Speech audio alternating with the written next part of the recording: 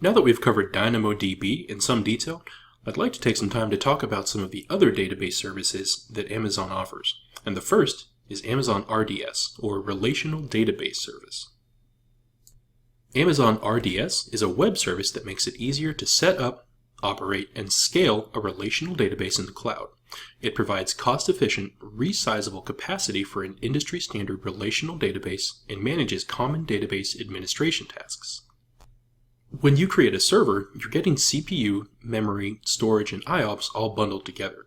However, with Amazon RDS, these are split apart so that you can scale them independently. If you need more CPU, less IOPS, or more storage, you can easily allocate them. RDS also manages backups, software patching, automatic failure detection, and recovery. To deliver a managed service experience, Amazon RDS doesn't provide shell access to DB instances, and it restricts access to certain system procedures and tables that require advanced privileges. You can have automated backups performed when you need them, or manually create your own backup snapshot. You can use these backups to restore a database. The RDS restore process works reliably and efficiently. You can get high availability with a primary instance and a synchronous secondary instance that you can fail over to when problems occur. You can also use MySQL, MariaDB, or Postgres read replicas to increase read scaling. You can also use the database products you are already familiar with: MySQL, MariaDB, Postgres, Oracle, and Microsoft SQL Server. The basic building block of Amazon RDS is the database instance. A DB instance is an isolated database environment in the cloud. A database instance can contain multiple user-created databases, and you can access it by using the same tools and applications that you use with a standalone database instance.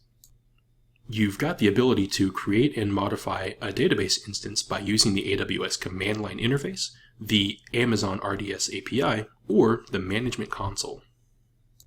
People tend to use RDS because they're easy to administer, highly scalable, very available and durable, and they're fast and secure as well. And we're definitely going to have an opportunity to get our hands dirty and play with RDS in the management console, but for now, let's move on to another database service called Amazon Redshift. Amazon Redshift is a fast and scalable data warehouse that makes it simple and cost-effective to analyze all your data across your data warehouse and data lake. Redshift is a fully managed petabyte-scale data warehouse that uses a collection of computing resources called nodes, which are organized into a group called a cluster. Each cluster runs an Amazon Redshift engine and contains one or more databases. There are several benefits to using Redshift for your data warehousing, and the first is that it offers faster performance. So Amazon Redshift delivers up to 10 times better performance than other data warehouses.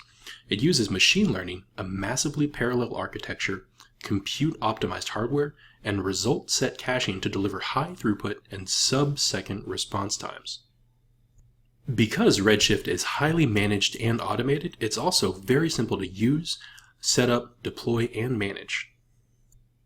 It's also cost-effective and can cost as little as 1/10 the cost of traditional data warehouses on premises. It's also very highly scalable, and it's very secure because it integrates with AWS services like KMS. We're going to deploy and dig into a Redshift cluster in another video, but for now, let's move on to the final Amazon database service I'd like to talk about, Elasticache. Amazon Elasticache is really fast managed Redis or Memcached compatible in-memory data store. It allows you to build data-intensive apps or improve the performance of your existing apps by retrieving data from high throughput and low latency in-memory data stores. One of the benefits of using Elasticache is that it's lightning fast, so it utilizes an end-to-end optimized stack running on customer-dedicated nodes to get down to sub-millisecond response times. It's also fully managed, so you don't have to worry about any of the hardware provisioning, software patching, setup, configuration, or anything like that. And finally, just like most AWS managed services, it's very scalable, and you don't have to worry about manually scaling it on your end as well. We'll definitely spend some time deploying and playing with Elasticache in a future video. And that about wraps it up for our overview of some of the other database services that Amazon offers. If all of that made sense to you, then feel free to stop this video and move forward, and we'll start working with some of these services in the AWS console.